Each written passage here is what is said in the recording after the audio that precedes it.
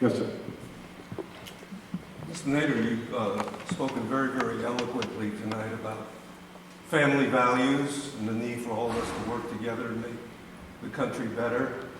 You've spoken even more eloquently about the criminal war that's now taking place in Iraq that was fomented and arranged by a criminal element, Bush and Cheney.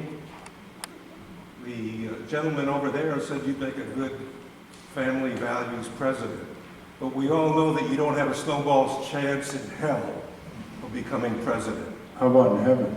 You're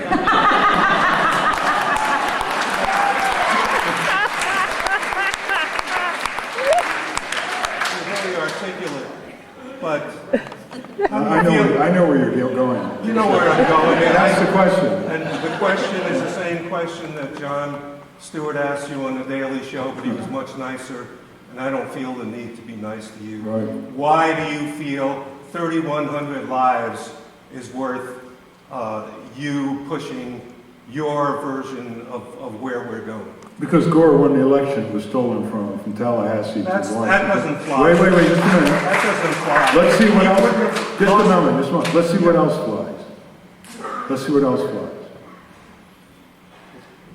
If you don't think stealing an election in a series of events before, during, and after the collection day in 2000 is sufficient, let's see what else flies. 250,000 Democrats in Florida voted for Bush.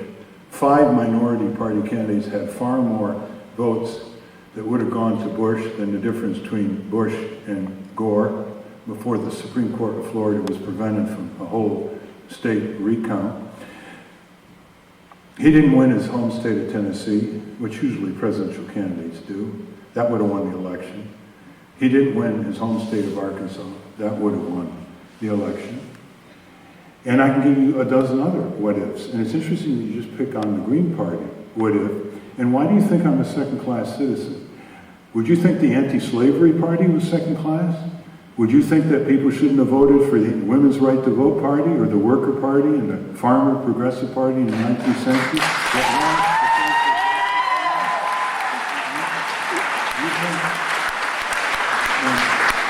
And we handed Gore the issues he could have won, but he wasn't courageous enough to pick them up. Ones that the old Democratic Party would have known. Living wage, a real unified universal health care. Truman would have adopted that. Kennedy would have adopted that. FDR would have adopted that. These two parties have made our elections a commodity to sell. They have gerrymandered districts where they deprive you of the choice of a competitive two-party system. I'm quite sure that in California, almost every member of the House gets reelected, with 1 or 2 exceptions, every 2 years, because either dominant Republican, dominant Democrat. We handed Gore, and we sent it to him. We handed Gore and his associates these issues, and we said, we're inside the electoral arena. You want to take our issues so you take our votes? Be our guest. I went around the country tearing Bush apart in terms of his Texas record, which the Democrats failed to do. They could have listened to that. They could have picked up some of these passages. They could have landslided George W. Bush and sent him back to Crawford, Texas. Second, the war in Iraq. When he started that war in Iraq, he went back to the Clinton administration. You know, Clinton was responsible for those UN sanctions that physician teams from the U.S. estimated cost 500,000 Iraqi children lives in the 90s. He went back to Clinton and he told us, you, me, and others, that Clinton bombed Iraq because of Saddam, and that Clinton passed a resolution through the Congress saying it was the foreign policy of the U.S. to overthrow Saddam, and he used that against the Democrats and helped shut up the Democrats. And finally, the Democrats could have blocked them on the war if they had courage in Congress. They could have blocked them on the Patriot Act.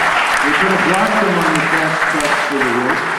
I would never in 1,000 years deny you the right to run for office, no matter what your position was, because that is the First Amendment right of our Constitution. You can argue with me, but to tell me I shouldn't have run is to tell me I shouldn't have spoken, I shouldn't have petitioned, I shouldn't have assembled. That is unacceptable. I don't